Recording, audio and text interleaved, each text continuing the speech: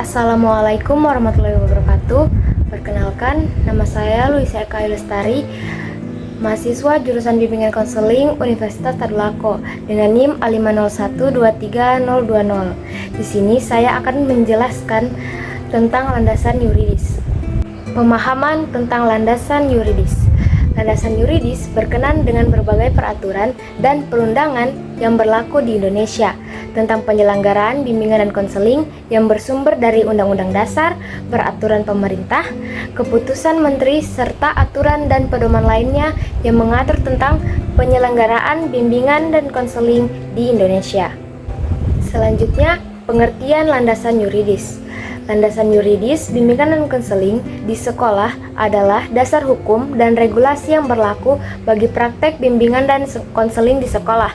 Ini termasuk undang-undang, peraturan, dan peraturan yang diterapkan pada sekolah dan guru BK. Materi selanjutnya yaitu pemahaman landasan yuridis terkait pedoman bangsa Indonesia Pancasila.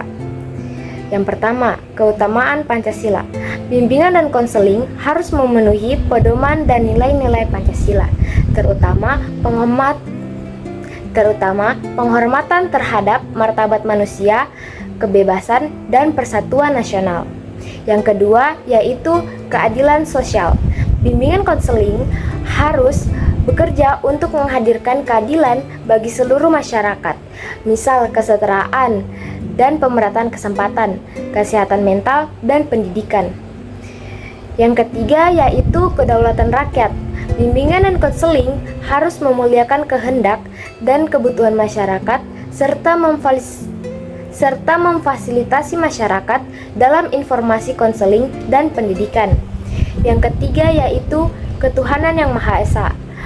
Bimbingan konseling harus memberikan bantuan konseling dalam menyelenggarakan masalah yang berkaitan dengan keyakinan dan spiritualisme.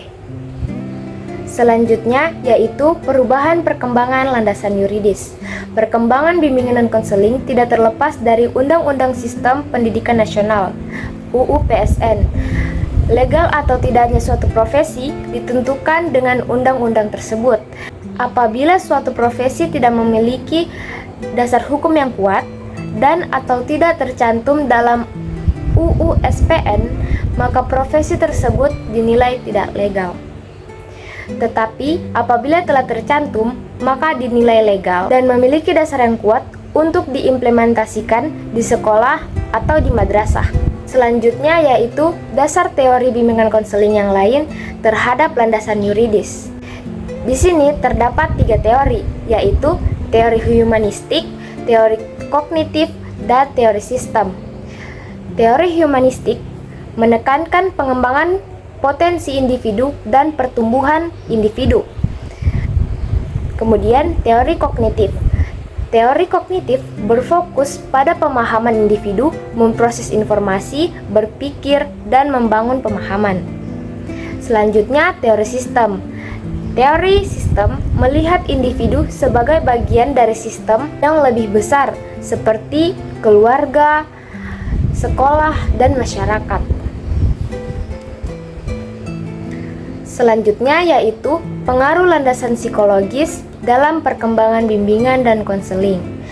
Dengan disahkannya Undang-Undang Nomor 2 Tahun 1989 tentang Sistem Pendidikan Nasional, memberikan makna tersendiri bagi pengembangan profesi bimbingan dan konseling, dan melahirkan berbagai peraturan pemerintah sebagai peletakan dasar pelaksanaan undang-undang tersebut. Peraturan Pemerintah Nomor 27, 28, 29, dan 30 Tahun 1990 mengatur tata laksana pendidikan prasekolah, pendidikan dasar, pendidikan menengah, dan pendidikan tinggi, serta mengakui sepenuhnya tenaga guru dan tenaga kerja lain yang berperan dalam dunia pendidikan selain guru. Selanjutnya yang terakhir yaitu contoh landasan yuridis. Yang pertama, peraturan sekolah yang menetapkan bahwa setiap siswa harus menerima setidaknya 1 sesi bimbingan konseling setiap semester.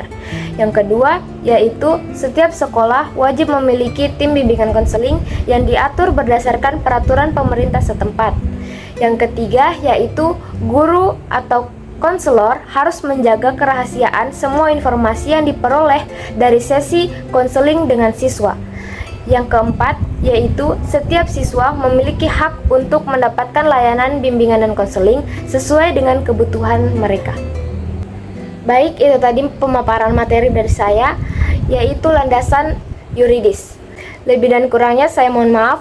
Wabillahi taufiq wal hidayah. Wassalamualaikum warahmatullahi wabarakatuh.